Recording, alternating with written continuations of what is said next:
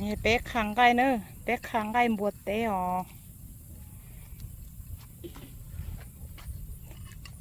น่าจะเป๊กเจอตาต่ออันที่อาชีพจะรอบ่ชาชนน้อเนอะเกี่ยวกันไหนอ่ะวิธีเป๊กขังไก่บวชเต๋เป๊กขานี่นะอยากก็จอต้านทอตัวซื้อนะยิบเป๊กขาก็จังไก่เลี้ยๆมาดักอ่ะ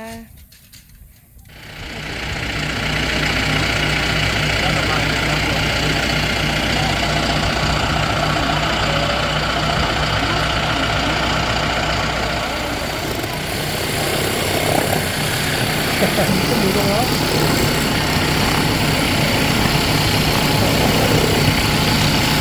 ทำไมเสียงเสียงก็เร่ก็ยิ่งจะโดนใส่ใส่เป็นบ้าตัวตัวข้าวหอมอะไรอ่ะทุกท่านนี่คุณมาต่อเป๊กขังไก่เนอะเป๊กขังไก่ตรงนั้นนี่ขังไก่ยูนะมันมาเป็ดตัวยูจะเป็ดขังไก่ยูใช่อ่ะนี่นี่เป็ดตัวบลัดเดอร์นี่หลงกาโตต้นเมงไฮเวย์หมู่แน่เดี๋ยวนี้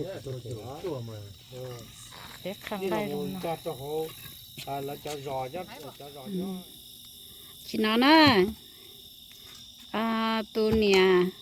chứ nó tôi khang gai nữa ถ้าต่อตัวขังไก่โอ้ có khang gai hết chưa จะน้อยขังไก่ยูอ่ะ cái chẳng gai bờ tê này งั้นบดเต้กูทึกขาดตาอ๋อ ô chỉ cá cơ จะก้าห่อ